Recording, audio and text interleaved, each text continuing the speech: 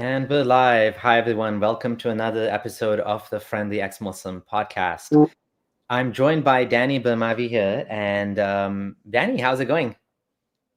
All is good. Thank you so much. Thank you for having me. Yeah, no worries. So I found Danny on X on Twitter, and I really liked your posts. I found you had a very interesting background, some shared experiences, and you have Project X. So maybe we can get started. Just you can talk about what is Project X, and then we can talk about your background, and we'll go through it. Basically, I worked in the nonprofit sector for 15 years. And when I moved to the US back in the summer of 2023, my plan was to continue working in the nonprofit sector, even though I have been, commenting on Islam and its impact on the world for a very long time. But I just wanted to create a platform, small platform on the side where I can, write about Islam and what kind of threat Islam poses to the West. However, when October 7 happened and the reaction that we have seen on the streets of major Western cities, I at that point I felt like, okay, this couldn't be a side project. It has to be something like full-time job, because I sensed the danger of how the narratives that have shaped the Middle East are are traveling across the ocean and creating a new reality in the Western world. So Project X was born out of this belief that Islam is a real threat to Western civilization. And Project X aims to educate the West about Islam and how Islam informs the political scene in the Middle East and in the Arab world. So yeah, that's it. But basically, we produce media content and articles. We try to provide policymakers with enough, I would say, information and analysis to help them see things differently from a different perspective. For example, the Arab Israeli conflict has always been viewed as a territorial dispute. When you understand the theology behind it and how it has been utilized by different groups, you start to see it from different angle. So that's Project X in a nutshell. Very nice. Thanks for sharing that. Yeah, I would agree that there is a ideological risk that comes with Islam.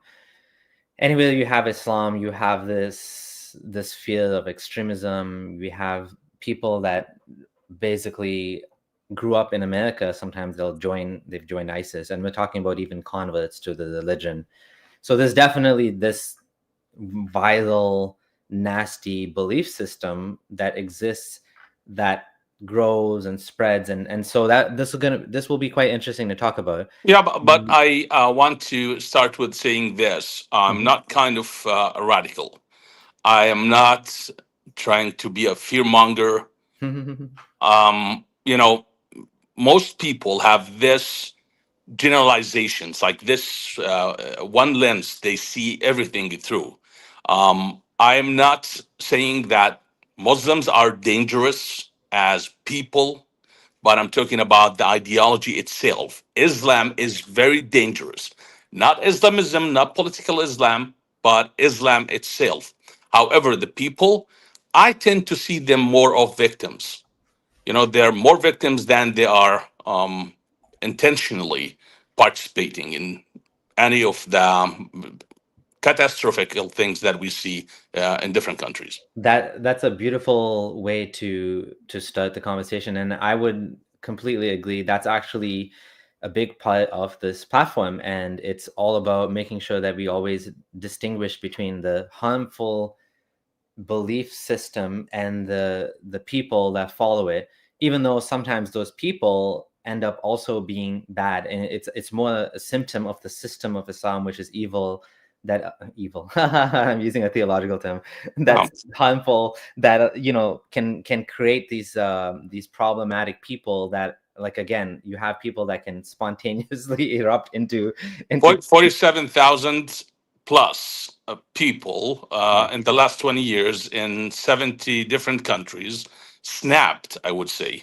They are Muslims who were trying to manage the reality of the world they're yeah, living in and their belief system, and they couldn't. This is what I call cognitive dissonance within Islam. It's like what they believe about the word and yeah, what they see, what they experience, and in order to reconcile these two together, some of them, 47,000 plus, snapped the yeah, last 20 years, and that's yeah. how we end up with terrorist attacks. Yeah, unfortunately, and this is an important thing that I think both of us want to highlight, is that the belief system of a people influences their behavior and incentivize and disincentivizes certain things. A belief system that has martyrdom and jihad, and these things lead to a certain consequence in the people that believe in these things, a certain willingness to die for certain things, a willingness to sacrifice the existing life for the better life that comes, right? So this is the problem with Islam in general. And this is a problem with why like some followers of another religion are less likely to end up with this certain consequence. Sure, you have bad people in all religions that may end up Yeah, being, it's possible that you have a terrorist that's a Christian or a Buddhist, but they usually wouldn't be identifying with the religious sort of teachings in that case, because the religious teachings, they don't align as easily with we, this we violent are extremism, we right? are theological beings. Yes. Whether you believe in God or you don't believe in God, it doesn't really matter. Theology ends up shaping how you see the word. Because if you believe that there is no God, there's no power behind this word, you will be thinking in a different way, just because of your theology, or I would say the lack of theology at that point. But yeah, absolutely, we can have terrorists coming out of all religions. But look at Christianity, for example, the atrocities that were conducted by Christians back in the Dark Ages, they were not connected to the text. They were connected to what people thought about the word, not about their theology, their text. I was attending a memorial service for the 26 Indians who were massacred 2 weeks ago or last week, and there was this hymn, like a religious leader led the congregation in this hymn, and it was beautiful. It was I think it was a Hindu kind of song, Mhm. and it was like, we love everybody, we respect everybody. And I was like, oh my goodness, look at these, what these people believe. They believe that they must respect everyone regardless of where they come from, their identity, their religion. And they were killed by terrorists who believed in different deity. They saw the world differently because of their religion. So again, we are theological beings. What we believe about the creator of this world is going to end up shaping and determining how we live our life. And so, yeah, that's why it's not like parts.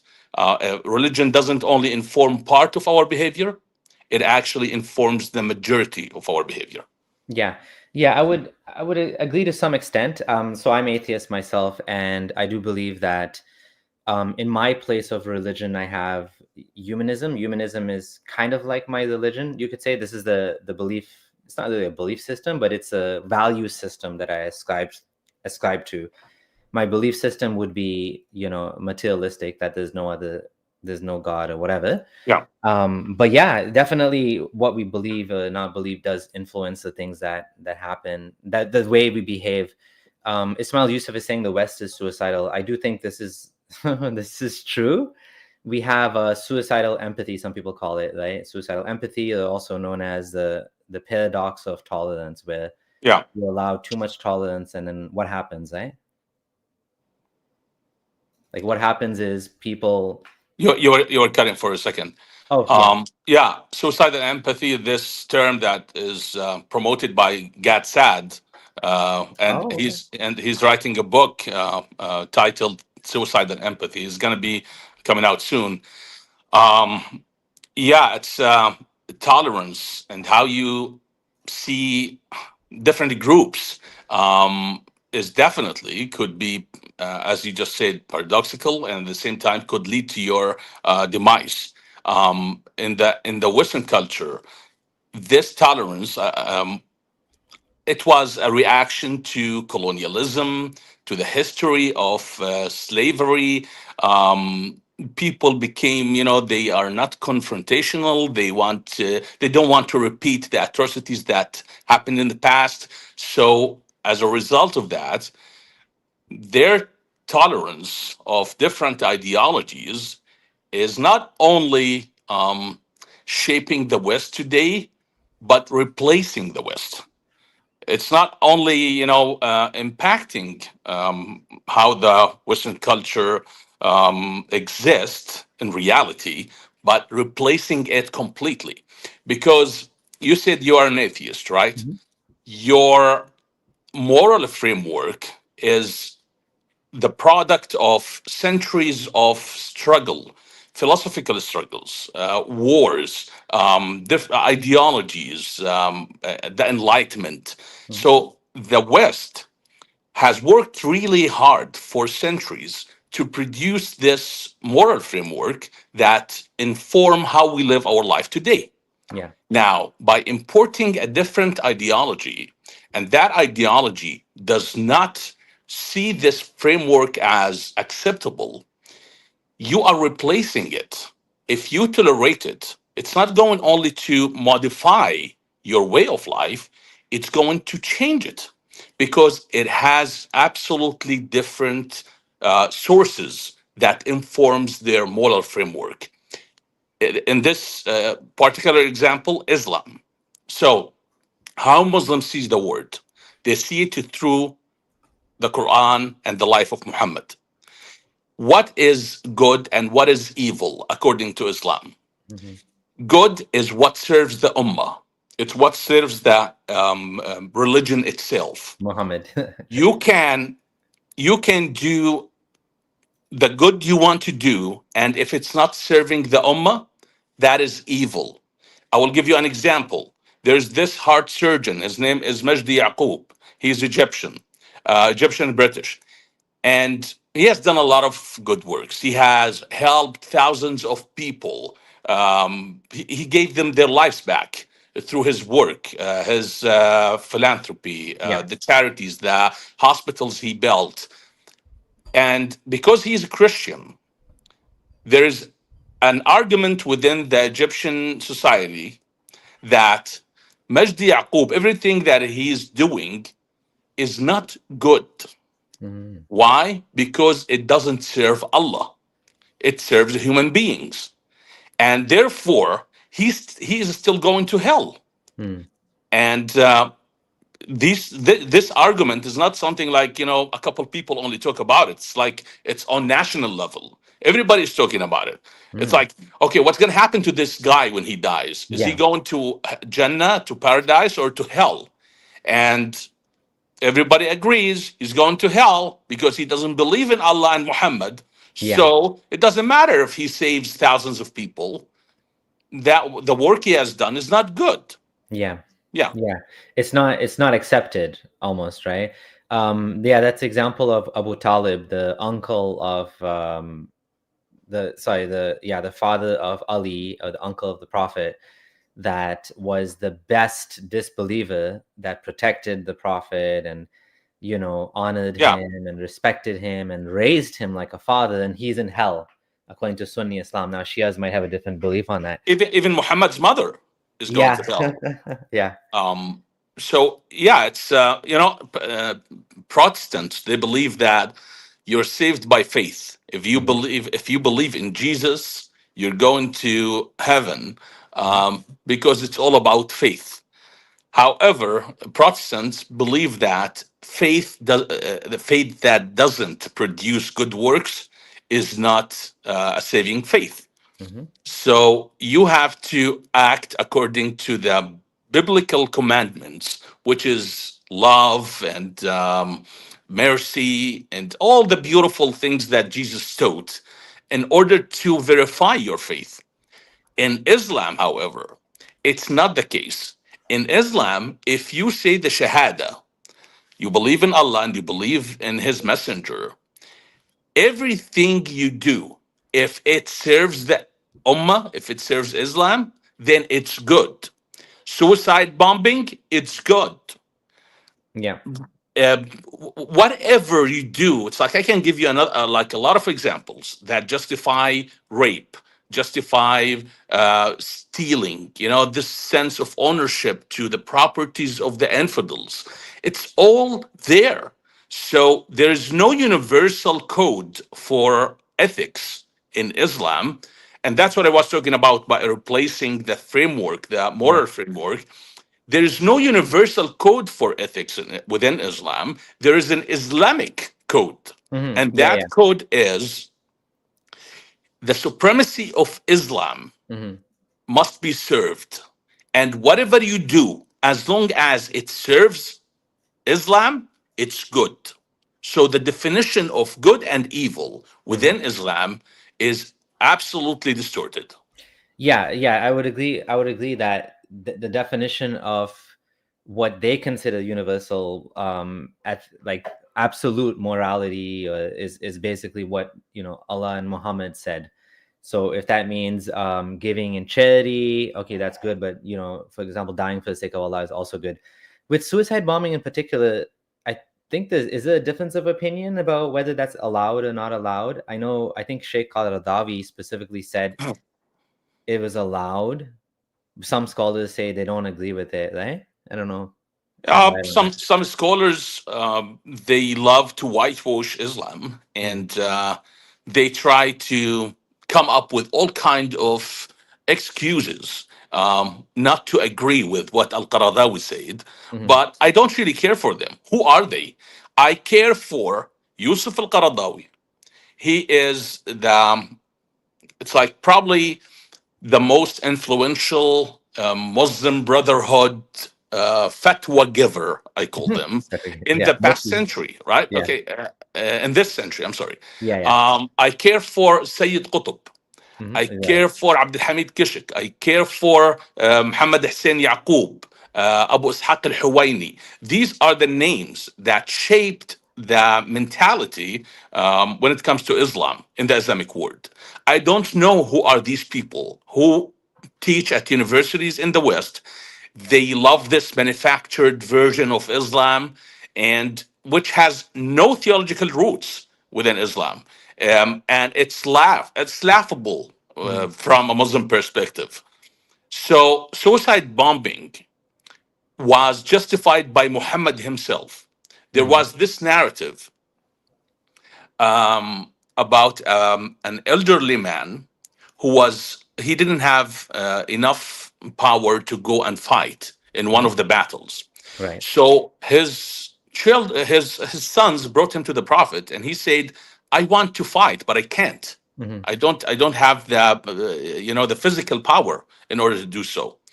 So Muhammad suggested that his sons take him to the top of a hill, and when the enemy's soldiers are passing by, to throw him from the top of the hill on these soldiers. So he would kill a couple of them probably mhm. and end up dead. Right, right. So this is the justification for suicide bombing. And forget this, okay?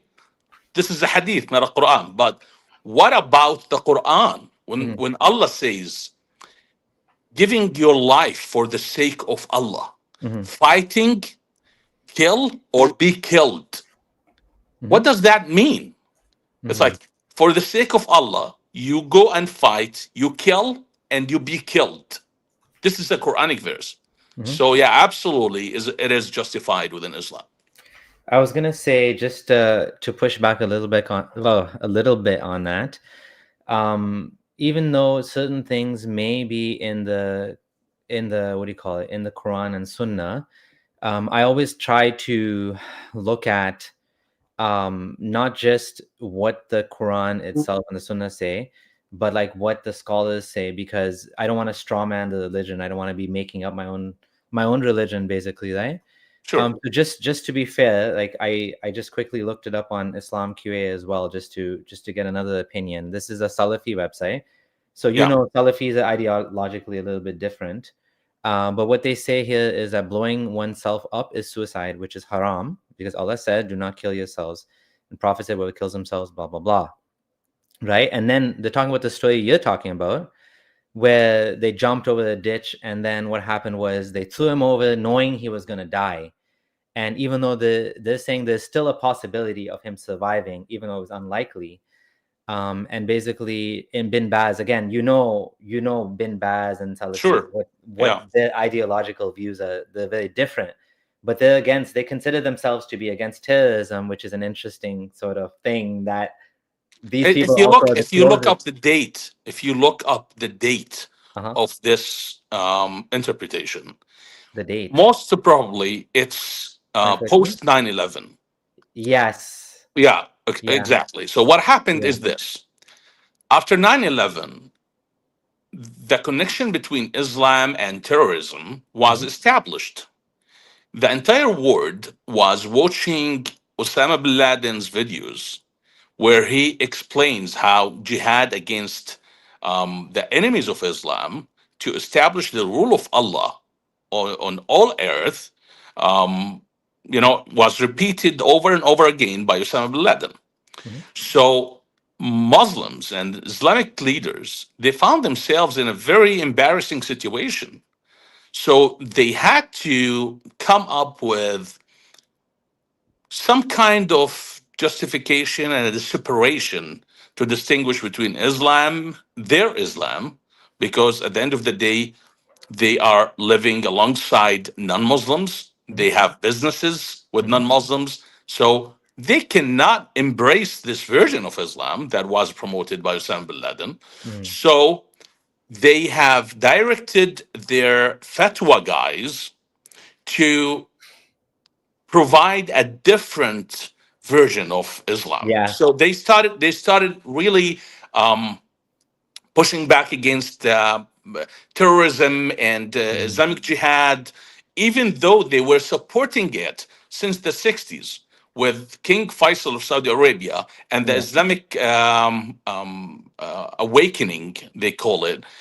Um, they have invested a lot of money, petrodollar, into spreading that version of Islam that gave birth to Al Qaeda, to ISIS, to 96% of all terrorist organizations around the world. Mhm. But after 9/11, again, in order to protect Islam, they had to.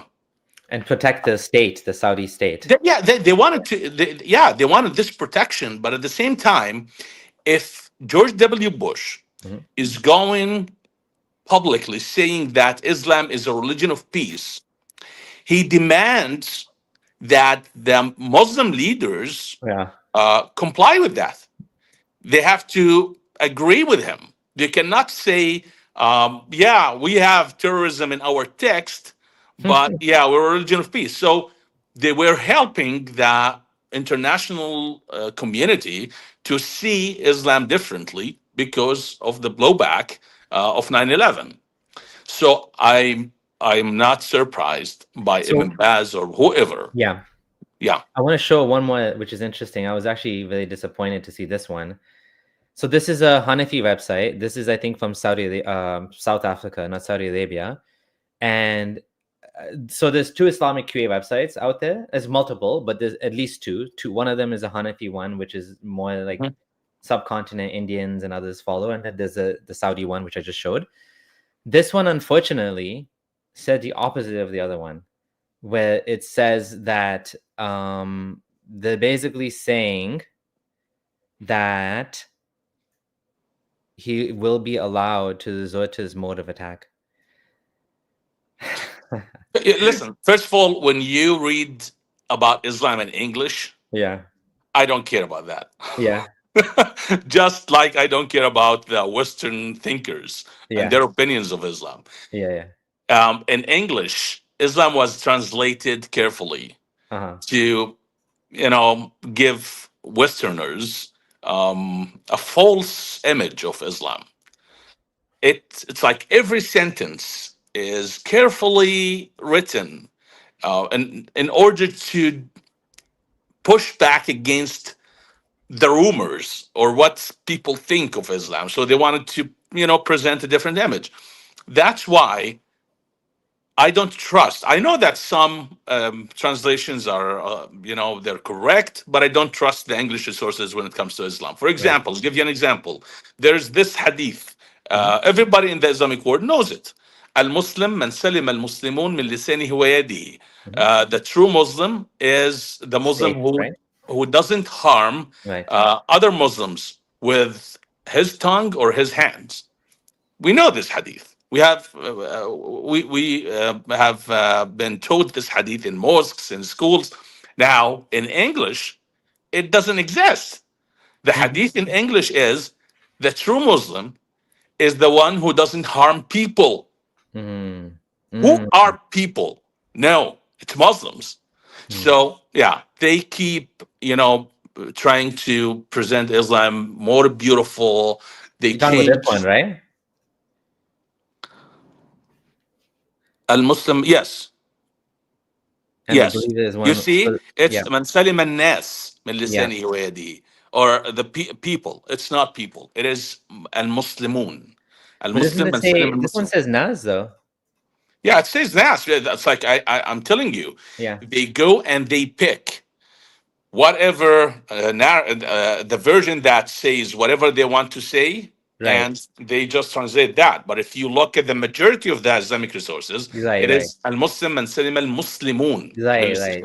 Yeah. Yeah, that so I would say again, not making an apology from Islam, but they would say that like the Muslim is part of mankind as well. But yeah, I would agree with you that not that like I would say this is contradicted by so many other things, right? No, That's the it's like problem. look at this verse in the Quran. It says Yeah. it described non-Muslims as animals. Yeah, yeah, yeah. I forgot the reference. Yeah, yeah, I can find it. Yeah. It's dabba the wab. Yeah. So in English, it's creatures. Right, right, It's right. not a creatures. It's like, Yeah. yeah, they really worked hard in order to come up with all kind of linguistic manipulation in Yeah. order to convince the West that yeah, the word also means creature. Yeah. In Arabic, that what I care about. Our usage of the word. Yeah.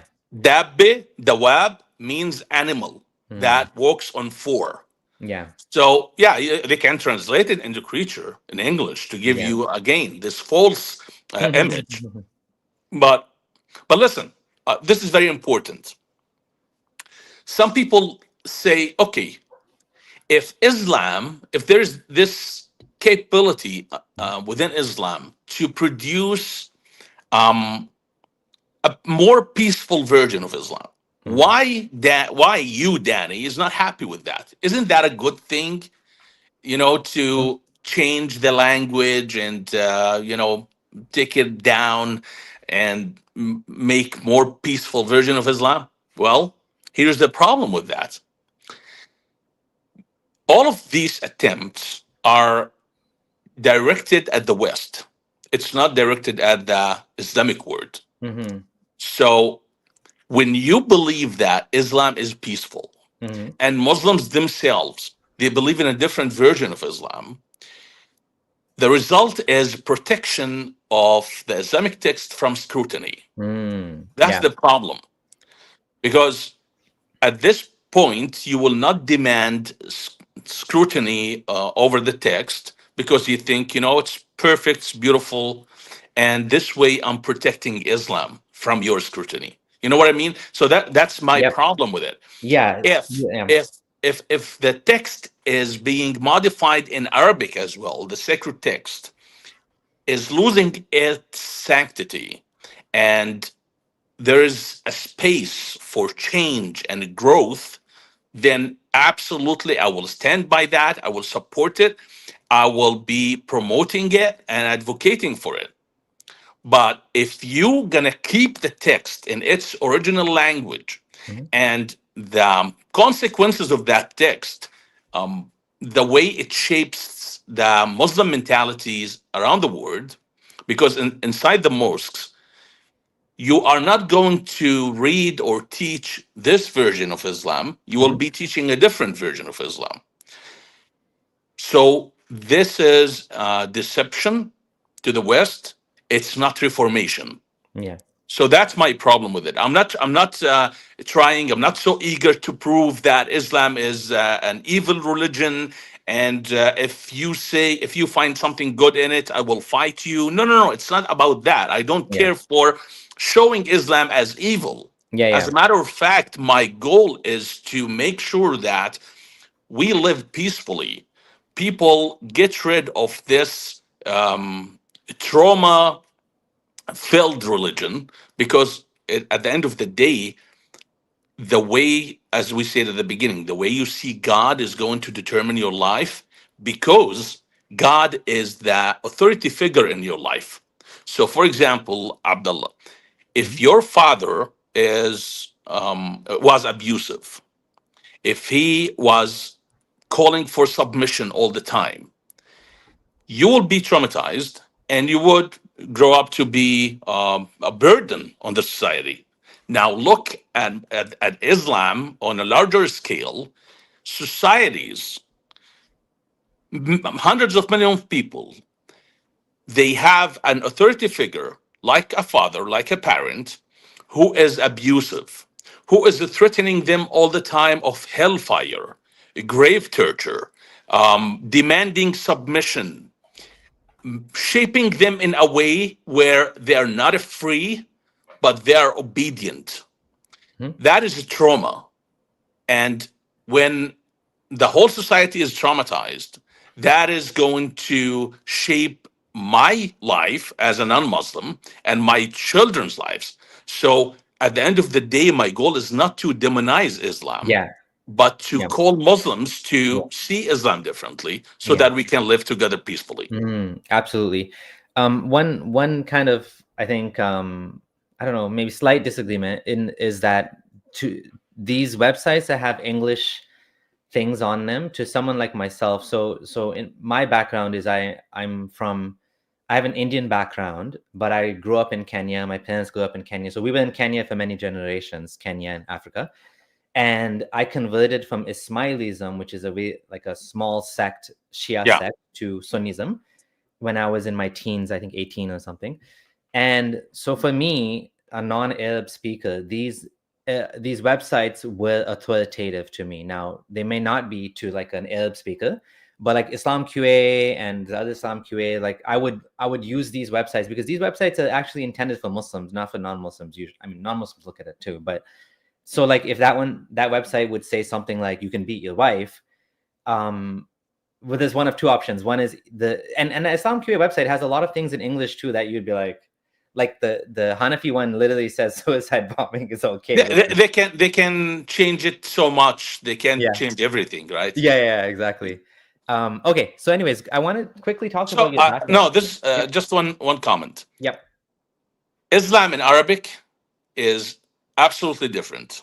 Mm-hmm. That is why Yeah, the majority of terrorists, they come out of the Arab world. really, Unfortunately, yeah, really. because the language has been shaped by the pre-Islamic culture, the Mm, tribal culture of raid, and invasions, and it's the tough environment in the desert in the Arab Peninsula.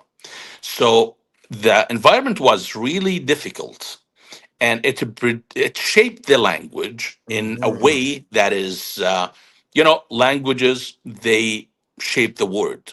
It's like, so Arabic is a very unique language in its mhm, ability to shape the mind in a way that's really aggressive. Mm-hmm.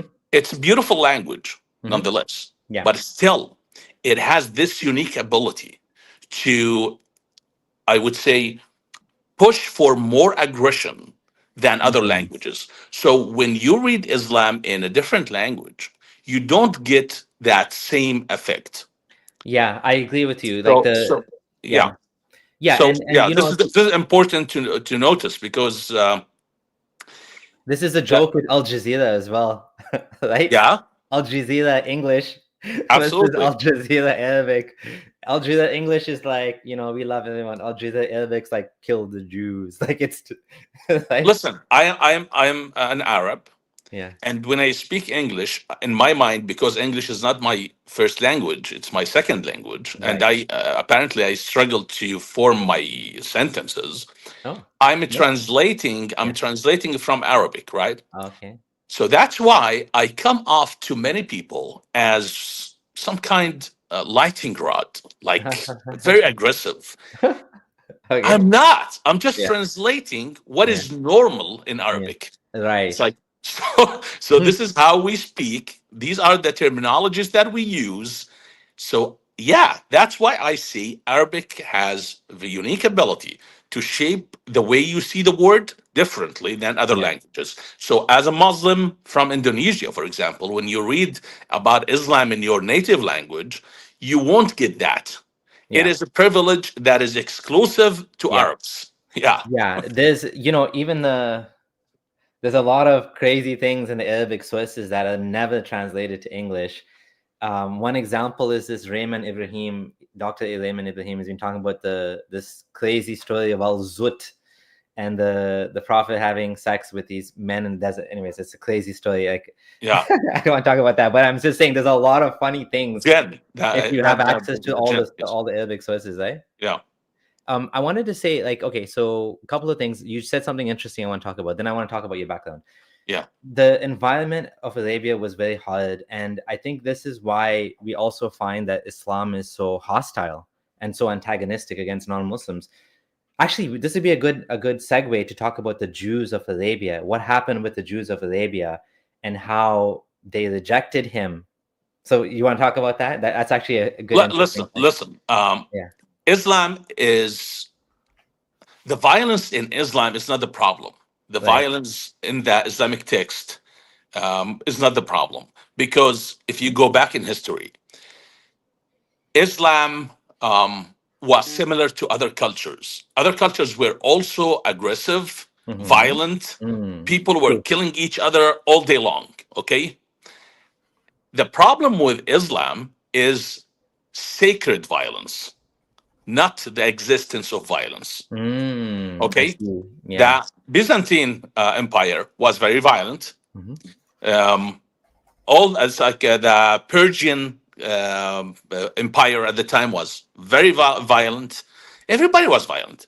So it was natural for Muhammad to come up with a religion that is compatible with that time. The problem is when you make that history sacred. Mm. For example, as a Protestant, I converted from Islam to Christianity. I'm Protestant Christian. We follow John Calvin's interpretation of Scripture. Mm-hmm. John Calvin, a Swiss French theologian from the 16th century, um, is considered to be like, I would say, like a prophet in Protestantism. Now, John Calvin ordered the killing of Servetus, another theologian who didn't believe in the Trinity. And Mm. they burned Servetus Wow. because of his belief. And John Calvin was okay with that. Now, you ask me, as somebody who respect and revere John Calvin, Mm-hmm. hey, Danny, what do you think of that? I don't, I'm not going to say, oh, I will try to justify it. No, no, no, no. I'll tell you, that was wrong. Okay. But it was the norm in the 16th century. So Mm-hmm. you see the difference here? I'm not trying to present it to you as something sacred, as something that I must defend or stand by. Yeah. No, what he did is was not acceptable, but it was the norm Mm. because the Catholic Church was doing the same. Everybody was doing the same. Heretics must be killed according to the laws of that time. Now, imagine a world where Muslims, they look at the history of violence and they say, you know what, that is wrong, but it was the norm at that time. That is perfect. I want that, right? I Yeah. want Muslims all around the world to look at the seerah of Muhammad, when Muhammad is killing people who criticize him, and say, you know, this is wrong, but it was the norm at the time. You know, the leader of a tribe, if he's criticized by somebody, they kill him. But we wouldn't do that. The problem is today we Muslims don't see it this way. Yeah. They look at people who criticize Islam and they kill them. Charlie Hebdo, for example. Yeah. So that is the problem. Islam took the traditions and the customs of the pre-Islamic Arabia and Hmm. turned them into a religion. Yeah. There's no room for evolution, for Hmm. growth, for it's like it is a very rigid system, Hmm. and that is the main issue within Islam. The sanctity of violence, the same violence that was normal in the 7th century Arabia and in the 7th century Europe, but Europe did not sanctify it. Hmm. Europe grew out of it. Europe said, okay, we're done with that. We are growing, you know. Is in Islam? No. It is sacred. When Abu Ubaidah, the companion of Muhammad, beheaded his own father Yeah. in the Battle of Badr, Allah Himself praised what Abu Ubaidah has done in the Quran. How are you going to change that? If Allah is praising a guy for killing, for beheading his own father, Yeah. what are we going to do with this? Give me a different Islam where in that imaginary Islam they look at what Abu Ubaidah has done as something from the past and should remain in the past. But no, they want to import it to Yeah. our time. They want to replicate it. They want to sanctify it. And they want you, as a non Muslim, to look at that as a warning. If you don't follow Islam, probably this is going to be what happens to you too today in 2025. Yeah. So, the way Muhammad dealt with the Jews in the Arab Peninsula, and Christians and pagans in general. At the beginning, he was appealing to them. He was trying to win them. He used, tolerance and dialogue in order to get them to believe in him. Not only Jews and Christians, but even pagans. Hmm. You remember the Al-Gharaniq Al-Ula incident when Muhammad was reciting the Quran, and he said, or he recognized the idols of the Arab tribes Hmm. as in a Oh, the Quranic verse. satanic verses you're talking about. Yeah. Satanic verses, Right. yes. Al-Gharaniq al-Ula, it's called. Okay. And then, of course, that verse was abrogated later. Yeah. But that was an attempt to appeal to the pagans. Mhm. He did the same with the Jews and with the Christians. But when he was rejected, actually, different resources show that Jews, especially Jews, they mocked him. They laughed at him. They said, like, what the heck are you talking about? It's like, this has nothing to do with our understanding of spirituality or God or anything. It's like you're not just making things up, you're making stupid things up. And that's why he was really he took it personally. He Yeah. felt he was insulted personally. And what happened later to the Jews and the Christians in Arabia was his reaction to that insult. That explains what happened in Khaybar and Bani Qurayza, the beheading of 700, 800 people as young as 12 years old, the enslavement of women, the confiscation of properties. It's like it explains it, Mm. because if I'm calling you to believe in my version of God, Yeah. if you say no, why would I behead you and enslave your wife? Doesn't make any sense. It's Yeah. like there is no um, religion founder in history who Mhm. did that. Yeah, like Only, even only gangs and mafia do things like that. yeah, Muhammad did even he also sent armies to break idols in nearby tribes. So there was no religious tolerance whatsoever. Once he was in charge, that was the end of any sort of plurality of religious tolerance. It was like Islam and that's it. No idolaters in the Arabian Peninsula, kicking out the Christians and Jews from Arabia, which Muslims will But now but justify, he right? but he legalized the idols of Mecca, of his Mhm. tribe. You have Al Safa wal Marwa. You Right. know, Muslims, when they go to Hajj, there are two idols Hmm. they walk through. They are pre-Islamic idols. The Kaaba itself, the house of idols. In the Arab Peninsula before Islam, there were 26 different Kaaba. Kaaba is an attraction.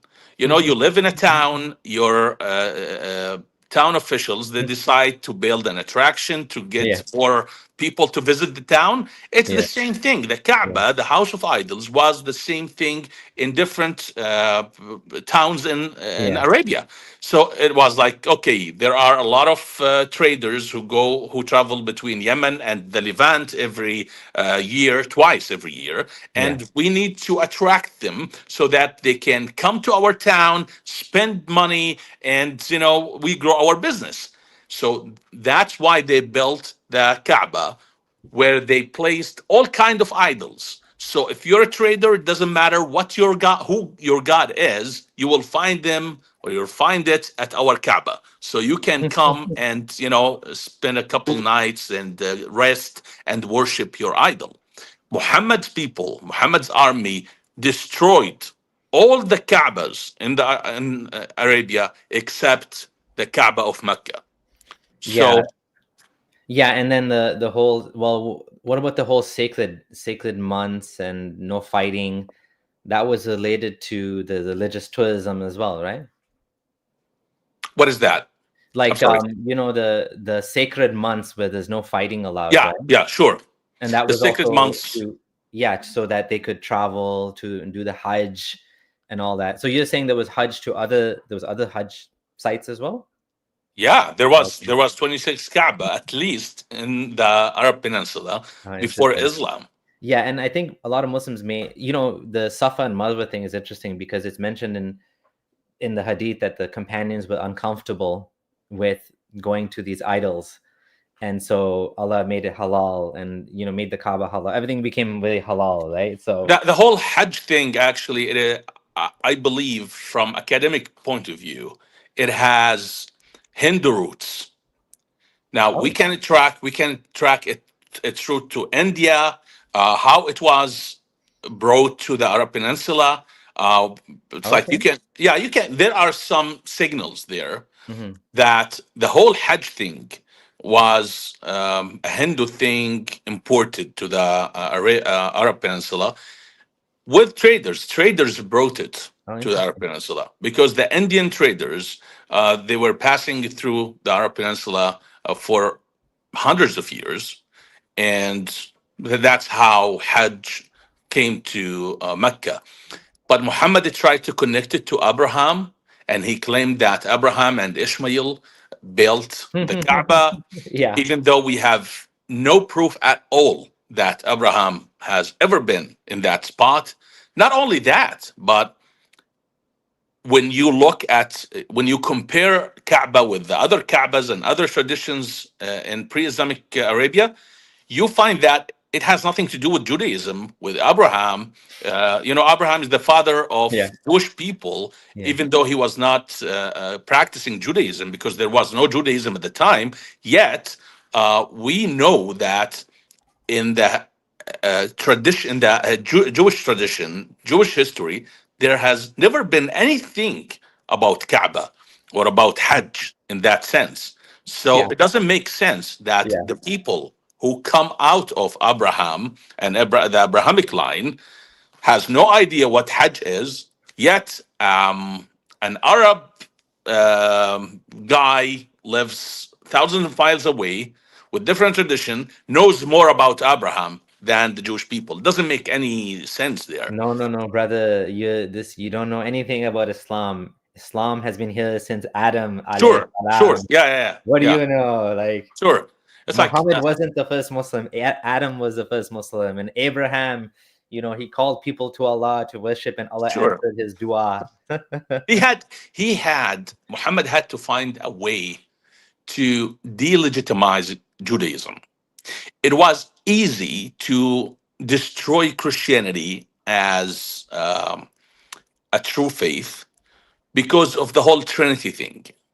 So, because Islam tried to replicate the monotheistic perspective of Judaism, it Yes. was easy to destroy Christianity, or just to discredit it. It's like, oh, okay, Christians, they worship Jesus, then they have distorted the faith. They are infidels, right? Yeah. But when it comes to Judaism, he had nothing at all. It's like the Jews, they are monotheistic. Yeah. They believe in Abraham, Yeah. Isaac, Jacob, Moses. They have the Torah. It's like he had nothing. Yeah. It's like, so what? What is the point of Islam if we have Judaism? Uh-huh. It is a pure, absolute monotheistic religion, Mhm. right? And it has the Torah with the commandments Right. of God. It's like, Yeah. what is the point of Islam? Can you tell me again? What is the point? Oh, so he had to come up with all this crazy idea that the Jews worshipped Uzair as the son of Allah. Yeah, Ezra. Who the hell is Uzair? Yeah. Nobody has ever heard of Uzair. It's like, yeah, sometimes again, there's a guy, his name is Ezra in the Yeah. Bible, but he was never worshipped as the son of Allah or the son Yeah. of God. And Jews, definitely, they would never do such a thing, because that's why they are not Christians. Yeah. Because they think Christians are pagans for Mhm. worshiping Jesus. They Yeah. wouldn't do that. Yeah. But Muhammad said, okay, they worship Uzair, and that's it. That's it. No further explanation. Yeah. No more. It's like no further information, no Yeah. details, Yeah. just that. It's like, okay, I go back in history. I read all the rabbinical writings. I talk to Jewish people. I visit their synagogues. I was like, hey guys, have you ever worshipped Uzair? It's like, What? what? What are you talking about? It's like, oh, no, Muslims believe that Judaism is not a true faith. Yeah. They have distorted their faith because they worship Uzair. It's like, Mm. there's no Uzair. Oh my goodness, there's no Uzair. It's like, there's no logic Yeah. when you put the text above reason. Yeah. That is the Ash'ari school of thought that was embraced by the Sunni tradition. Mhm. The text above reason. So it doesn't matter if you're reasoning with me and you're convincing me that there is no Uzair in Judaism. As long as the text says otherwise, Yeah. I am sticking with the text. Yeah. Yeah. Just want to pause for a second and say thank you to Kilo Abibi.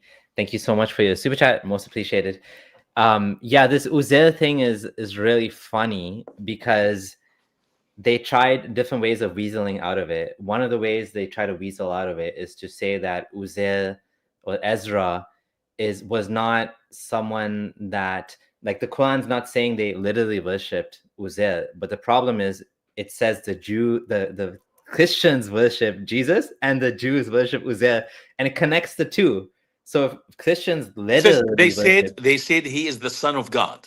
That's the actual text in the Quran. Yeah. Christians say that Jesus is the Son of God, and the Jews say Right. that Uzair is Right. the Son of God. Exactly.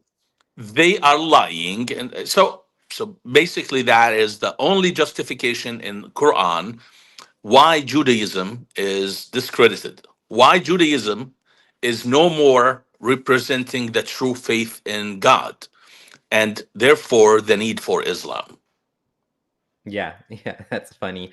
And, Yeah. and So Islam, David. Islam did this with every other tradition. I listen. Islam hijacked the heritage of Judaism and Christianity, the Yeah. history, the prophets, the teachings, hijacked everything, changed it, distorted it, and it presented to the Muslim world as the only authentic explanation. So now you talk to a Muslim. Why Christianity is wrong? You ask them. They Mhm. say, "Oh, they worship three gods, Yeah. and they say that Jesus is the Son of God." And this is like, okay. Have you talked to Christians about their faith, like how they what they believe? Oh, no need, no need. It's like the Quran told me. David, Moses, Isaac, Joseph, all their stories have been hijacked and changed. And Mhm. you ask a Muslim, what do you know about David? They tell you what they know about it from the Islamic resources. You Yeah. you tell them, okay, can you talk to the Jews who have kept this tradition, this heritage for Mhm. thousands of years? They made sure to keep it. Um, they have you taken a look at what they say? And they say, no, no, no, there is no need. So there is this monopoly of epistemological tools in Islam. It's like Yeah. the only way to know about anything is through Islam. Mhm. There's no need for another source to inform the way I see the world, and this comes to ethics, Mhm. comes to history, it comes to politics, it comes to all type of knowledge, Mhm. and that is the problem. Islam has not established itself as an authentic resource on history, because we know for a fact that the Quran has made a lot of historical mistakes. We know for a fact that the human system the system that humans developed for governance, for example, is superior to the Islamic one. It's Yeah. like uh, the we as human beings have developed this system where we have equality today, right? Mhm. We have managed to erase racism somehow. Okay, it is superior to Islam, Mhm. but no, for Muslims, Islam remains as the sole resource that informs the way they see governance, Yeah. Yeah. not secularism. Yep. Even though secularism is what gives them voice, what gives them liberties, what protect their freedom of worship. So, for example, why Muslims have mosques in London? Oh, because of secularism. Secularism, it's like Yeah. everybody is equal, Yeah. and the religions are protected. Mhm. Okay, in Islam, um, only Muslims are protected, and of course you have the Dhimmitude and Ahl al-Dhimma, Mhm. but it's like they are not equal to Muslims. Even Muslims believe that. They Yeah. believe that no, non-Muslims are not equal. I'm Yeah. not gonna say that they don't have the right to worship. They have the right to worship, but they are not equal. Okay. Right. Okay. So which system is superior? Mhm. Is it secularism or Islam? It's from an Islamic point of view, it's Islam. Islam is the perfect way of life. It's the religion for all of mankind, brother. You just Yeah. need to learn. Well, that's Stop being problematic so for Islamophobic. you and me. I'm an apostate. You're an apostate, and Yeah. you're an atheist. I'm a Yeah. Christian, so Yeah. that's problematic. We are not going to accept that. I'm Yeah. sorry. Yeah. Yeah, both of us would be executed under Islamic law if we lived in an Islamic state. Both of us would have, and it's funny when you watch Muslims talk about these Muslim apologists. They're like, "Oh yeah, but you get 3 days. Oh yeah, you get to disbelieve privately." Like, what do you mean? So you guys should not be able to talk publicly about your religion either. Then, like, what do you mean? Like, I have to be quiet about it? Like, what? Yeah. Yeah. So this is actually a funny comment. The Jews on Medina were joking on Muhammad. This is actually pretty funny. I thought about this. What if they just tricked him and they said we believe this and he put in the Quran? That's actually the questions they were asking him. Yeah, Um, exposed him. yeah, actually, they were trying to expose him because Yeah. when they asked him about the soul, Yeah. and they know that the nature of the soul in Judaism, Yeah. the soul has a particular mission. It comes into the body, and then it goes back Mhm. to heaven, and it get sanctified Mhm. and purified, and Mhm. then it comes back. So they have like their own understanding Their of the model. Yeah. soul. So Yeah. when they asked Muhammad about the soul, and his answer, it's like for them it exposed him. Yeah. So they meant to ask him questions to show if he has really any knowledge Yeah. about God, because from the Jewish perspective, um, God has revealed Himself to the Jews, and He has given them the law, the Torah, and that is that's how monotheism was introduced to the world from the Jewish perspective. Mhm. Even though at the beginning of Judaism, we believe that panentheism was popular. So Mm. panentheism is different than pantheism. Okay. Pantheism is when you believe that the whole world is God, everything is Mm. God. Mhm. The Yeah. table is God. That's like God. Everything is part of God. That is Right. pantheism. Mhm. Panentheism is when you believe that when you worship only one God and Mhm. you believe in only one God, however, you don't deny the existence of other gods. So at the beginning of Judaism, Mhm. yeah, panentheism was there. Oh, Uh, okay. they believed that the God of Israel is the strongest. He's the Oh, most right. Right. powerful God, Yes. Mhm. and there are other gods who Mm. are inferior to Jewish God. Yeah. So anyway, in during the time of Muhammad, their understanding has evolved. There was only monotheistic belief, and there's only the God of Israel, who is the true God. Mhm. There's no other God existed. So, if Muhammad is going to give any answer that does not align perfectly with the Jewish Yeah. perspective, then he's a liar. Yeah.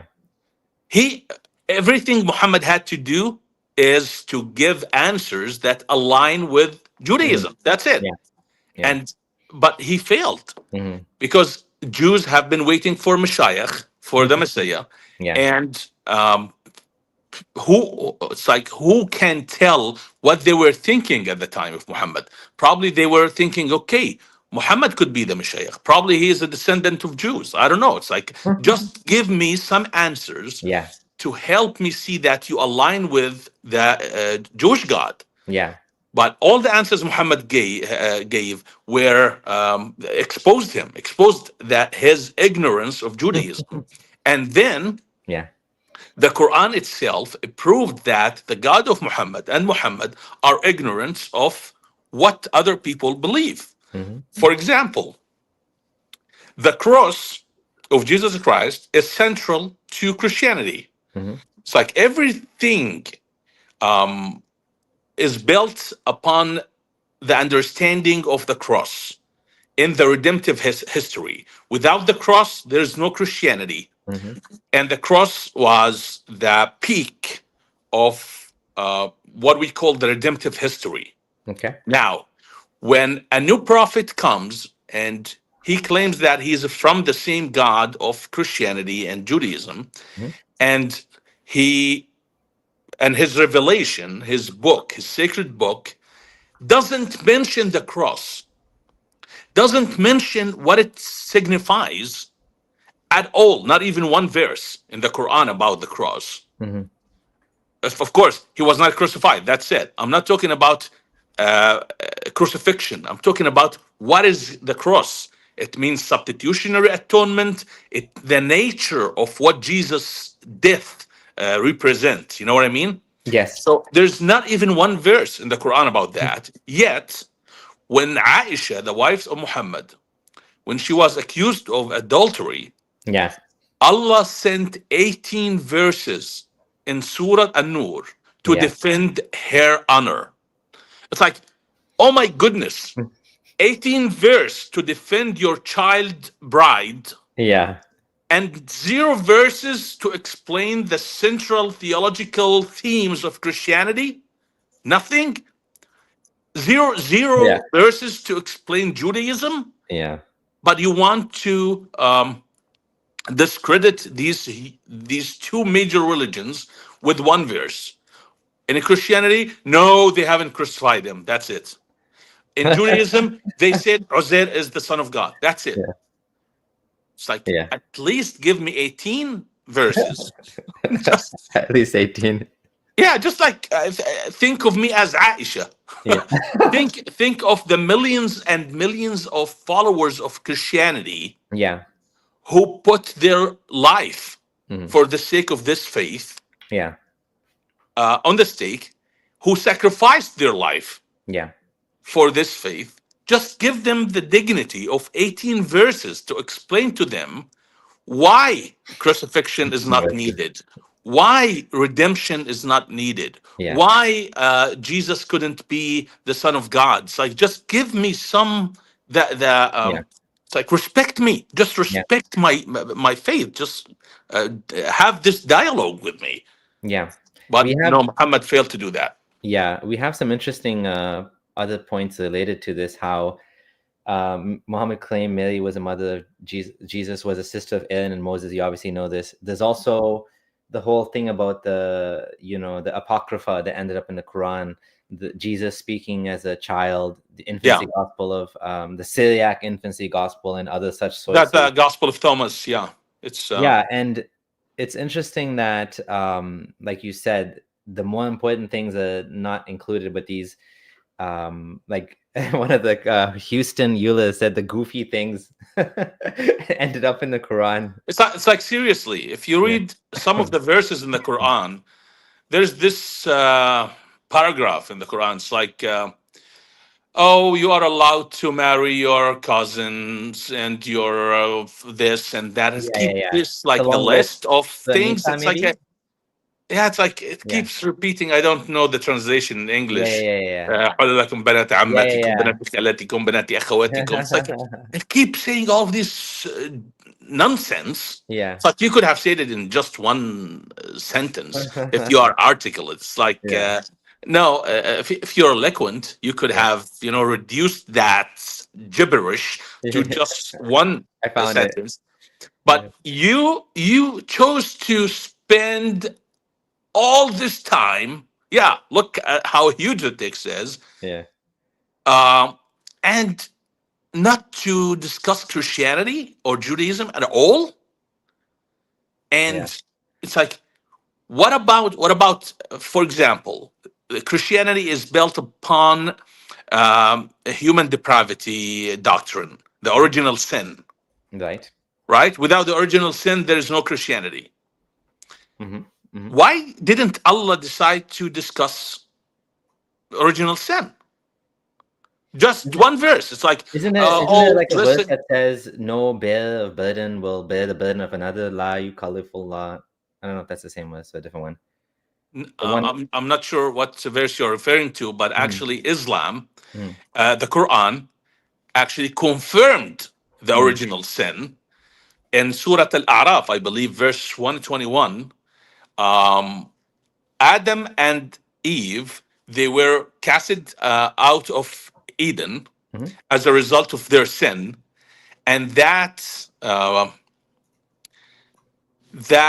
applies, or that I'm sorry, that's signal the nature was different of Adam and Eve because they were.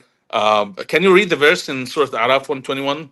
121. Sure. 1 second. I believe it's 121 Surah Al-Araf. 21. So Islam is confirming that human beings were created in a certain state and then they were casted out of Eden. Mhm. And that means change in nature, transformation in nature. So that's like Islam is approving the Mm. original sin.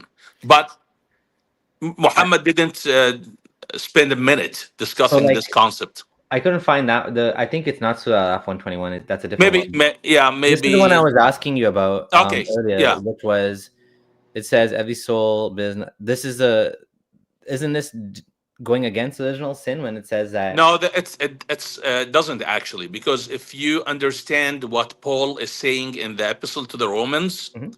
it has nothing to do with what you do. So what we do as Okay. human beings, our behavior is Mm, not the reason why mm, we are sinners. We are sinners, therefore we do what we do. And that is a misconception among many people, even Christians. They mhm, think that we are sinners because we fornicate, because we lie, because we kill. No, that is not what the biblical understanding is. The biblical understanding is because your nature is corrupted, therefore you kill, you lie, you fornicate, you commit all kind of sins. What this verse is talking about is the behaviors that we right. do, it's the actions that we commit ourselves. Mhm, What I'm saying is, why didn't Allah discuss the concept of original sin in the Christian understanding, mm, which talks about the nature of the human beings, okay. born with a corrupted nature, therefore they commit these sinful actions. Islam had very superficial understanding of Christianity, nothing at all. So that's why they were laughing at him, because Muhammad thought of Judaism completely differently than what Judaism really was.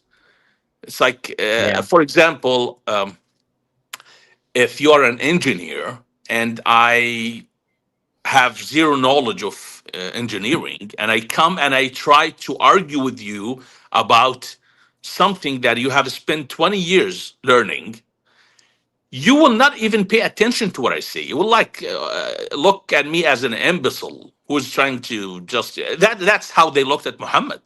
It's like he was arguing with them about their faith with superficial zero understanding of their theological understanding of things. Yeah. Yeah, I would agree with that. It seems like he definitely had some weird beliefs that he ended up including in the Quran, right? Like the one about the Trinity, right?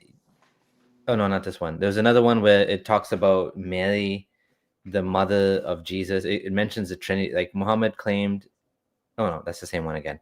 But it mentions Trinity and it mentions Mary or something. That's Yeah, also the Trinity thing. Listen, um, if you read the New Testament, Mhm, John, Gospel of John, the letters of Paul, they have roots in Aristotelian mhm, philosophy, mhm, right? There's, for example, John, the first verse in the Gospel of John is the Logos. He's using the word the Logos to refer to Jesus, the Word of mhm, God, Logos. What is Logos? Logos in the Greek school of thoughts, it is logic, revealed logic. So John is actually using the same terminologies that was popular among the Hellenistic different groups, whether it was in occupied Jerusalem or in Europe. So John is discussing the Greek philosophy as he is expanding on Jesus. Paul is also talking, is also in Romans chapter 7. He is discussing Platonic understanding of human beings mhm. and that the natures that clash against each other, the wills, the desire. It's very profound material. It's not just another stupid religion that is making things up. No, no, no. We're talking about philosophers. Paul was a philosopher. So it's really something that you need to study really well to understand what he is trying to say. I spent years and years studying Aristotelian and Platonic philosophy in order to understand what Paul is trying to say. Yeah. And so when Muhammad came with no knowledge at all of what Christianity is, or what Paul is trying to say, or what it's like the nature of a human beings, nothing. Muhammad came with the superficial understanding of the faith. So when it came to Trinity, for example, because you asked me about Trinity, this is very Yeah. important to understand. Yeah. That Christian Trinity is, from a philosophical point of view, it is the only way for God to exist.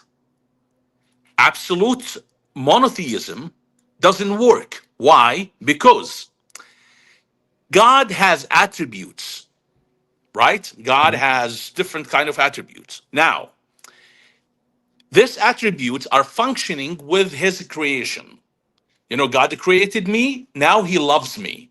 So the attribute of love is functioning because I exist as a human being, as a creation. Now, apart from creation, was God able to function his attributes? If you say no, then God changes with the creation. If God changes, therefore God doesn't exist. I'm sorry, I'm boring you, but this is very important. Yeah. Because if you understand this, you understand why Islam Yeah. had zero understanding of Yeah. Christianity. Yeah. So in the Christian thought, God's attributes were functioning before the creation because God was whole within himself. He doesn't need another party in order to be able to manifest his attributes. And his attributes were functioning among the persons of the Trinity. That's why God is whole. Absolute oneness means that God needs creation to be perfect, to be Right. whole. So this is like very simple. Now, in Islam, that this concept, the Trinity, was not understood this way. It was understood as three different people. It Yeah. is Allah marrying Mary the Virgin and having baby Jesus as a Yeah. result of a sexual intercourse. Yeah. And so even today, when I argue with Muslims, I tell them, listen, what are the persons of Trinity in Islam? Can you show me? It's like, this is like most basic thing in Christianity: Father, Son, and Holy Spirit, right? It's like, this is like every Christian in the world, Yeah. they repeat this every day. In the name of the Father, of the Son, the Holy Spirit. Yeah. Where is that Trinity in the Quran? Oh, you Jesus. So it's like Allah is talking to Jesus. Hey, have you asked people to worship you and your mother? It's like, so Oh, the yeah. Trinity is Allah, Mary, and Jesus? What Yeah. kind of Trinity is that? It's like, where's the Logos? Yeah. It's like, where's the being of God, the Father? It's the Yeah. being. The Logos, the logic of God, is the Yeah. Son. It's the Logos. Yeah. And the Spirit is the spirits. Okay, it's something that's unknown to us, but it's like, that is the Trinity. And it has nothing to do with polytheism. Yeah. It's like, no Christian in history claims that they worship multiple gods. Yeah. One God. But instead of looking at Abdullah as Abdullah, just one person, I'm going deeper. Yeah. I'm autopsying Abdullah. Same thing. I'm going deeper in God. So anyway, that's why Islam has failed to deliver any significant details about Judaism or Christianity, and therefore he was rejected by by the followers of both faiths. That's interesting. Yeah, this is definitely a really good explanation that I have not heard before, and getting a lot of positive comments on your understanding of Christianity. So thank you for that. Now I understand why you call yourself comparative religion expert. So going back to, so we've painted a picture now of how Muhammad attempted to become the leader of the Christians and the Jews. It failed, and so he was ejected, and so therefore we see this very harsh response to them, which was kicking them out of Arabia, including the pagans, right, and the polytheists. Even though the fact is his family and his tribe, they protected him, they took care of him, they raised him, and still kicked them out. He didn't care anymore, right? So this is unfortunately and what we find in Islam, a lot of the teachings we find in Islam do come from the same hostility that was bred at that time. It's continued forever and ever. For example, you may have heard that you are not allowed to say assalamu alaikum. Oh, sorry, you're not allowed to say wa alaikum salam to a non-Muslim, because apparently the Jews, they said death be on you to Muhammad and assalamu alaikum or something. Have you heard this story? Yeah. Yeah. So because of this one thing that supposedly happened, forever and ever, we have this hostility that's part of the religion, right? And the religion is very much like, us versus them. It's like Darul Harb, Darul Kufr, and Darul Islam. It's very much like you cannot be allies with the disbelievers. This whole thing was based on how bad Muhammad's life. Like my wife likes to say, he grew up in trauma. Muhammad was a traumatized child, orphan child, and he created the biggest religion of trauma that you can imagine based on his own trauma in his life. Yeah. Actually, I'm writing in my forthcoming book. I'm expanding on the traumatized society Okay. topic. I am using the DSM-5, which is used to diagnose individuals, to diagnose societies as a result of Islamic belief. Because as I said at the beginning, I said that the authority figure determines your future, right? It's like it's like your parents. They are the authority figures. It's like if they are abusive, you will be traumatized. No discussion about it.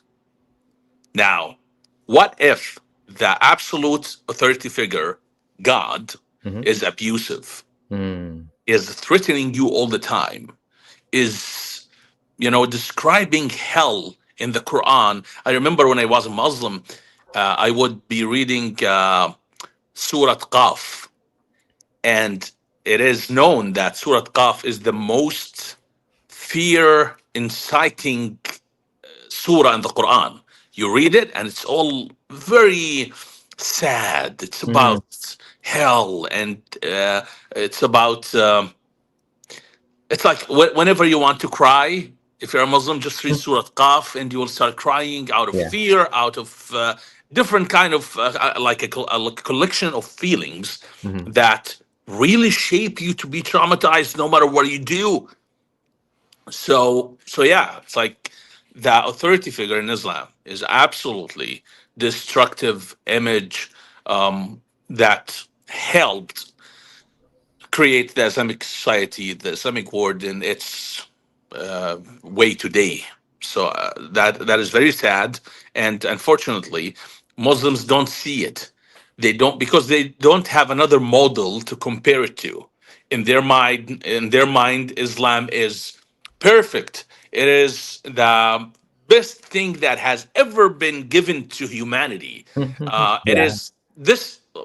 Let me comment on this. Listen, you ask a Muslim, what is so miraculous about the Quran, for example, and they tell you it is miraculous. And you ask them, okay, can you show me what does that mean? It's like, what does it mean that the Quran is miraculous? If you keep this conversation going for 1,000 years, they will never give you an answer, because there's nothing in their mind to justify why the Quran is miraculous. It is just miraculous. Well, don't they say like you used to say the scientific miracles? Now No, they no, this is say, a later. This is a later invention what because they. about the language, the Arabic No, it's language? like go and read Qis bin Sa'id al-Iyadi. He Uh, was a figure in Mecca who lived in Mecca 30 years before Muhammad. He has written different text. Compare it to the Quran, it's Quran, 100%. Qis yeah, bin Sa'id I have no al-Iyadi. doubt. Yeah. But don't So they? it's But like, this is what they say. They say it's unimitable, and the proof of that. Listen to how funny this is. The proof of that is not that you can do it today. They couldn't imitate it, of course. Never mind, he was that's killing that's poets. that's not true. Absolutely. But it doesn't matter. It doesn't Yeah, matter. If your miracle yeah, is being understood by only a group of people, then yeah. it's not universal miracle. True. It doesn't work for me as a French talking, Yeah, and also it doesn't work for Arabs today who lack the same capabilities, the linguistic yeah, capabilities of 7th century Arabia. yeah, But no, it doesn't matter. I yeah, mean, the idea is at the beginning, Allah said, uh, could you come up with a surah like it? A yeah, surah like it. yeah. He didn't mean on the linguistic level. No, no, Mm, no. He meant on the historical narrative level.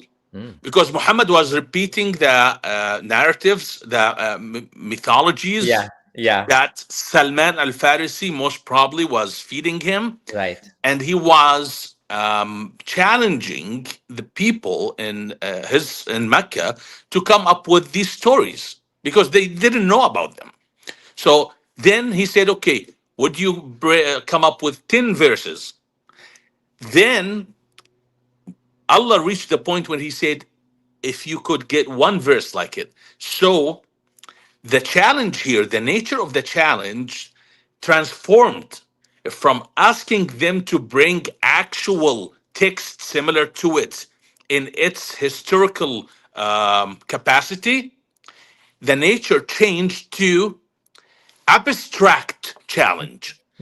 Come up with one verse like it. You can't. It's like I can't show you my iPhone and you have an iPhone. And Yeah, I can show you my iPhone and say, there is no iPhone in the world like this. And you will yeah, be like, what do you mean? yeah, It's like, here's an iPhone. It's yeah, like, I don't know. You don't understand. yeah. Mine's different. This is like, you can never come up with an iPhone like this. Yeah, And the problem is, many people who are watching us, they believed me. yeah, They said, okay, this is a very unique iPhone. It's like, yeah. okay, what is unique about it? Mhm. We don't know, but we know it's unique. Same thing Yeah, with their understanding of Islam. yeah, You were a Muslim, I was a Muslim. So this is how I used to think that Islam is superior in all ways. It's like yes, there's nothing. It's like thank God for the grace of Islam. People, oh my goodness, they're so miserable because they don't have Islam. Non-Muslims, they don't have jealousy or zeal on their wives. Their yeah, wives, they are whores. They sleep with anybody. yeah, That the yeah, societies are broken. Thank yeah, God for Islam, which gives us the power over our women to keep them covered and protected. Oh, it's a beautiful religion. Look at all the ethical or the moral decline in the West. It's yeah, because they lack Islam. Okay, name one thing yeah. that people in the West do that Muslims don't do in secret. One thing, nothing. So it's a freedom in the West, which enabled people to express whatever they believe and to participate in all kind of ridiculous. It's like the porn industry, for example, and Yeah. all the OnlyFans Mhm, trends. And it's mhm. like, what stop Muslims from participating and expressing the same actions? It's Mm, like only the lack of freedom. That's yeah, it. yeah. It's not because Islam is superior in Mhm. its ethics. That's Actually, right. Islam is inferior. I'll tell Mhm, you why. mhm. Because, for example, Malikat al Yamin, Yep. sex slaves. Mhm. It's like, what about that? You cannot practice it Yeah. just because you don't have the power, the political power and the Yeah. military power to achieve that. It's not because you are more or you are superior in your morality. Yeah. So, yeah. So is this Allah Allah is asking how common is this kind of mentality among Muslims? I mean, I'd say it's very common among religious Muslims. They do believe Islam is superior in every way. The West is broken. No, This not, is not another only thing. religious. No, Not only this, no, no, but no. this It's is very like, common. This meme of like the West is totally if yeah, Islam informs your worldview, then you mhm, believe that. yeah, That's it's. I understand that it's very difficult to believe because there are 2 billion Muslims, mhm, but as long as Islam informs your the yeah, way you see the world around you, then you probably, most probably, you believe that yes, non-Muslims women are whores. They love sex so much. They're sex addicts because that's how. Yeah, because Islam unfortunately distorted the concept of sex, yeah, and it's supercharged Islamic society with sex mhm, because of the segregation between boys and girls. All that energy, the creative energy in humans, unfortunately, in segregated community, was redirected toward sex instead of being directed toward innovation. It was because if you are not allowed to shake hands with any mhm, female yeah, except your mother and your sister, yeah, um, and sex is promised to you as a heavenly reward, not only normal sex, no, sex with 70 virgins and for thousands of years, and with these sexualized objects called virgins in heaven. But at the same time, you're not allowed to pursue that here. It is a reward in heaven. You become over sexualized. mhm, yeah. I was gonna. Yep. Sorry. Go ahead. No, no, I'm just saying that, and Yeah. and also add to that the fact that if a woman is not covered, then she is most probably she's a whore. That is because her understand she's trying, because the way women were painted in Islam, she has to cover herself in order to stop me from um, Lusting over being, her. yeah, lusting over her, being driven by my desire. So she's responsible, right?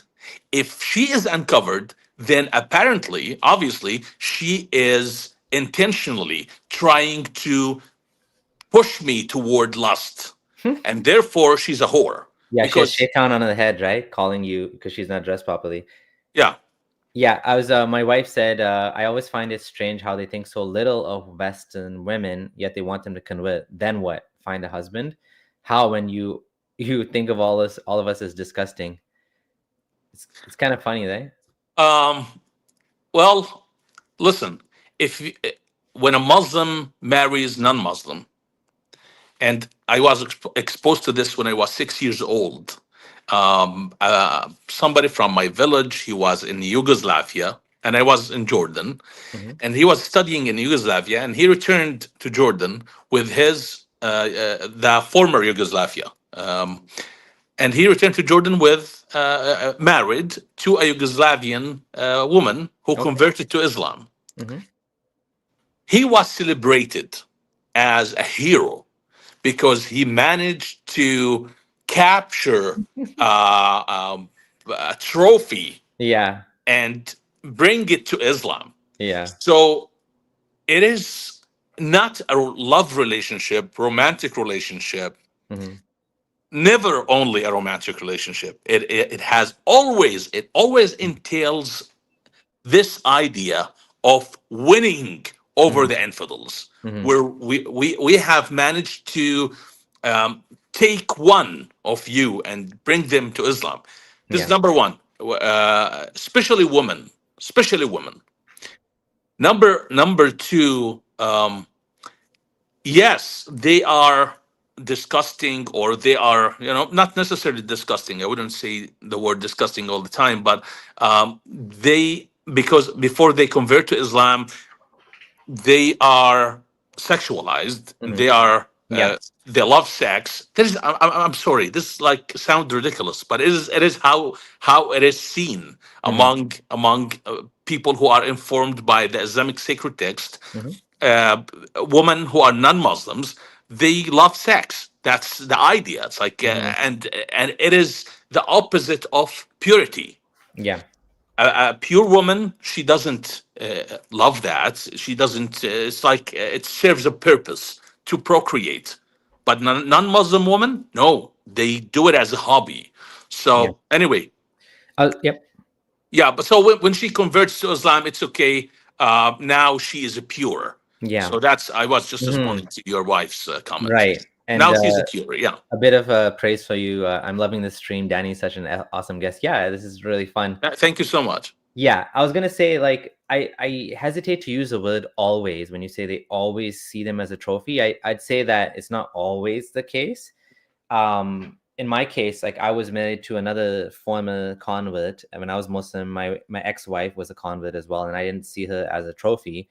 It was just, it worked out that that's who I married to. So I'd say that that mentality does exist, but I No, no, think I agree. I agree with yeah, you. But we need to take into consideration a few things. Number yeah, one, you were shaped by a different understanding, because yeah, you are not from the tribal yeah, I wasn't. Yeah. Arab No, I was no, mentality. I wasn't. That's number one. Yeah. So the tribal mentality among Arabs, forget Islam, Hmm. forget Islam, even among Christians, among Arab Christians, when they win somebody from a different religion and Hmm. convert them to their religion, it is some kind of a win. It's like, it's different in the West. In the Yeah. West, they don't think of it Right. like that. I For see. example, the church That's in true. America, when they evangelize Mm. someone and that person convert to Christianity, they look at him as a saved soul. Hmm. That is good thing. Now he knows God, the Hmm. true image of God. However, among some Christians in the Arab world, it is tribal. It Yeah. is, oh, we are winning. You Hmm. persecuted us in the past. Now we are winning. Yeah. Muslims are converted to Christianity. So Yeah. you know what I Yeah. mean. Yeah. So that is why I say it's always like a trophy, Mm. because it is not only the tribal imagination, but it was enforced by theological understanding. Right. So you are serving Allah. Yeah. Listen, if you're a Muslim, that's why I say always, I need to clarify this. If you're a Muslim and you fall in love with this beautiful non Muslim woman, yes, it is a romantic Hmm. story, Yeah. but what about the supplementary reward that you're serving Islam and Right. that you're serving Allah, right? So it always, always, always feel like a win for Hmm. Islam, Yeah. even if it is motivated by love and passion and whatever. Right. So I hope Yeah. you get my No, I point. I'm understand. not And it's true. I generalizing. Yeah, was definitely more Western in that way because I grew up in Kenya and then in Canada. So yeah, I wasn't coming from that mentality at all. Okay, so we're running out of time, and I do want to talk about a little bit about you and your book. You mentioned your book. Do you want to tell us a little bit more about your book that's coming? When is it planning to be published, and what's it called? And can you tell us yeah. anything about it? So yeah, this, I believe this book is going to be very unique, and my goal behind writing this book is to, as I said to you before, is to give Westerners Mm, the chance to see the world through an Islamic window. How Muslims see the world. It's not going to be another book about information about Islam, mm, historical information, or the teachings of Islam. I don't care about that. In the book, I'm analyzing how Islam shapes the mind mhm. of the individual and how Islam shapes society. And then I'm talking about how Islam is expanding in the West and the implication of that, the Looks like, oh, what happened? Your power went off. okay, yeah, I'm sorry. And so, and how Islam is going to shape the West Hmm. if Islam is not confronted theologically, the need for theology in the political sphere, because the way the Arab conflict with Israel, for example, was seen for decades as a territorial dispute is not enough. You will never reach a solution before you look at it from its theological perspective. I'm talking about, of course, the Arab Israeli conflict. I connect it to theology. I also talk about how the West is using Islam and is being used by Islam. Hmm. That is I think it's a very important thing to realize that this unholy alliance between Islam and the left, both of them have like separate agenda, but common interest, and they're using each other. And I will end up by talking about the rise of anti-Semitism and Hmm. how Islam was utilized Hmm. by anti-Semitic to yeah, they used Islam to manifest their hatred of the Jewish people, and how Islam used that hatred, the old anti-Semitic uh, drive, in order to expand its agenda. So the book is going to be really comprehensive. It's going to provide a unique perspective, as I said. I'm working on it every day. I think it will be out in October 2025 this year. I'm trying to gather support. I mean endorsement from big names to give the book a push at the beginning. I don't want it to be just another book that some random guy wrote. Hmm. No, I believe I am investing a lot of energy, experience, 15 years of cross-cultural experience, theological studying, comparative religion, psychological journey.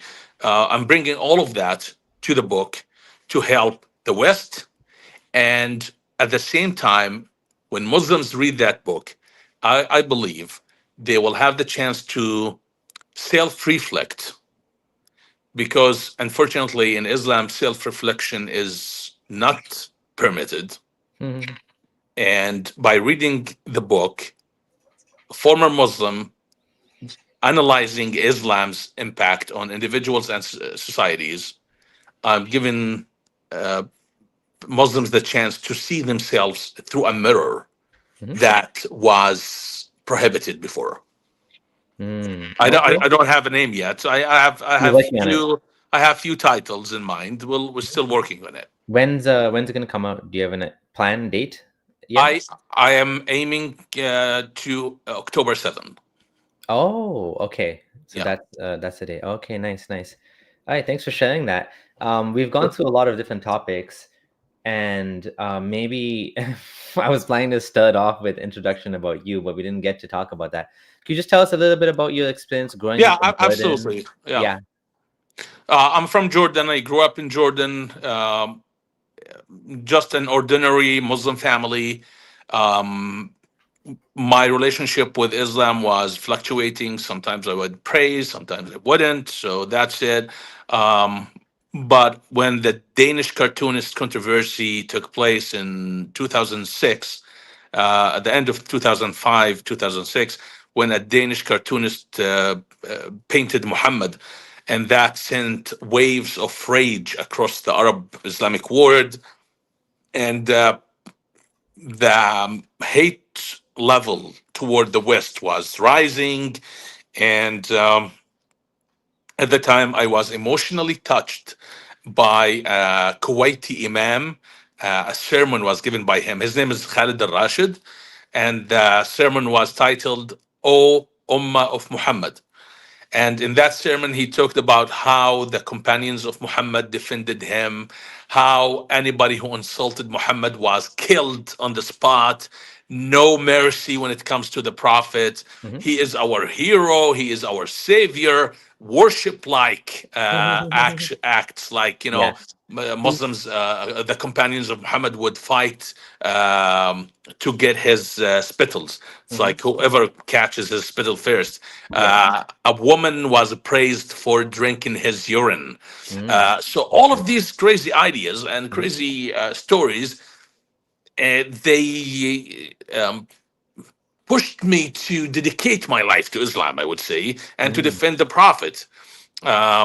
Because that apparently at the time I was young, I was like 17 years old, but I felt like, okay, I am not defending the Prophet enough. I'm not standing for Islam enough. So I decided to dedicate myself to Islam.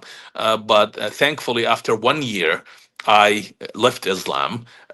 Long story short, I was introduced to, beside the horrible things that you get to see in Islam, unfortunately, you need an incentive, an external incentive to help you see something, the reality of something in the Quran.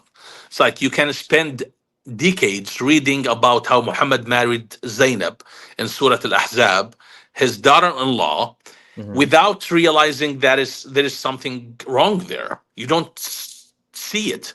So you need an external incentive to open your eyes to see it. So I'm so thankful for a friend who has left Islam at the time, Mm-hmm. and but he didn't. He was keeping a low profile, so he didn't share with me that he left Islam. But he Mm-hmm. was, I would say, inserting all these Mm-hmm. doubts through the cracks without telling me. And eventually, I was able to see the horrible things that is written in Quran, Hadith, in the Islamic history. But that is not why I converted to Christianity. I don't consider Christianity to be a replacement for Islam. Mm-hmm. Absolutely not. I chose Christianity as a set of beliefs that explain the word to me. It was not replacing Islam. Um, and anybody who leaves Islam and replace it with another religion is making a mistake. People shouldn't just be replacing Islam. It's like it's not necessary to replace Islam. You can become an atheist. You Mm-hmm. have to embrace an ideology or a faith based on its merit, based on its the answers that it gives to life. So that's what Christianity has done. I believe Christianity provided me with the answers needed to explain the word, to explain myself, to understand life and life's most difficult questions. I ended up moving from Jordan to Lebanon because of the impossibility of practicing my faith in Mm. Jordan. In fact, after my conversion, I tried to go to a church, and the pastor of that church kicked me out because Wow. he was afraid of the secret police. They were Oh. not allowed to welcome converts. Oh, okay. So it was difficult for me to practice Christianity or to learn about it. So I moved to Lebanon, where I lived for the next 15 years.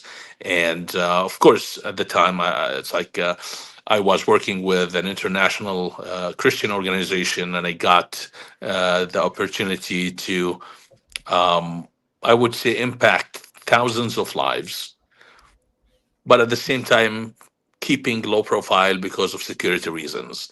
So I'm proudly, I can say that I have converted thousands of Muslims Mm-hmm. out of Islam Mm-hmm. um, in many different countries across the Middle East and in Europe. Um, and I'm so thankful for that. Mm, Yeah. nice story. Thank you for sharing that. Where can people find you? So I linked your X or your Twitter. Is that your preferred platform you want people to reach out to you Yeah, on? I'm active on X. I provide daily commentary on politics and faith and culture, whether in the Middle East or in the West. And I also publish some of the content that we produce at Project X on the website, project-ex.org. And hopefully soon we'll be able to produce our animated series. That is the big plan. It is something similar to Simpsons or Family Guy. Yeah. And also, I'll be doing, hopefully soon, season 2 of my show, Forbidden Talk. So, yeah. Very nice. Thank you so much for that. This was a really great conversation. I have a list of things I want to talk about. We didn't even get through the whole list. I had Jesus versus Muhammad. I had Islam and communism. I love that analogy you made about communism and Yeah. how, people believe communism is this, not everyone, but these people that believe in it, whereas the reality of communism is so different. It's kind of like Islam. We didn't get to talk about Yeah. that. It's fascinating. The more you read about Islam, Yeah. if you don't know anything about communism, you might think, oh, this is something new. But if you know what communism is, the more you read about Islam, it's like it feels like communism to you. Yeah. And especially when it comes to the utopia, the communist, they always say communism never was applied correctly. It's like, what about the 60 million people died in China? It's like, no, no, no, it was not true communism. And the same thing, Muslims, they always tell you Islam is never applied correctly. ISIS Yeah. is not Yeah. applying Islam, Al Yeah. Qaeda, Iran, Afghanistan, or nobody. So they always blame people, not the ideology itself. So I say that probably the fulfillment of Islam is the problem, not that the people are failing to apply it. Yeah. It's like, so. Anyway, yeah. So Yeah. it's interesting. Yeah. Absolutely. Okay, so thank you for that. And just before we end, I wanted to share one more last thing, which is Patreon. So Mrs. and Mr. myself, Family Ex-Muslim, we are doing this, or we're attempting to do this full time. Who knows if I'm going to be able to actually do it full time or not, but definitely at the moment, my wife is definitely doing it full time. I'm also unemployed and also doing it full time, which is why we're having the first stream during the day, which is like literally the first stream I've ever done, other than when I have a vacation day. 2 weeks, 3 weeks vacations, very hard to do these streams and to get things done. Usually it's in the weekends and evenings. So yeah, if you'd like to support the channel and you want us to do more of this, having more great conversations, I think Danny, we need to have you on there again. Please consider joining. Would love to. Yeah, absolutely. Especially when you get your book out, that's going to be the time we're going to have you on there. So before October 7th. And yeah, anyone else that wants to join and doesn't like Patreon, there's also YouTube membership. This down below. Click join now. Thank you so much. And yeah, this has been a pleasure. Thank you so much, Danny. I encourage people to invest in people like you, and of course, like automatically, that's in people like me, because this is really needed, very much needed, and yeah. So I encourage people to support you, Abdullah. Thank you Thank for you so what much. you are doing, and again, thank you for having me. And I'm sorry if sometimes I lose track of what I'm trying to say. I'm translating from Arabic to English all the time. So thank you for bearing with me. And It's okay. You did a great job. You actually did a really good job. So you yeah, speak two languages. thank you Yeah. so much. All Okay, right. everyone. And that's a wrap then. And we'll see you in the next live stream. Bye. Bye bye.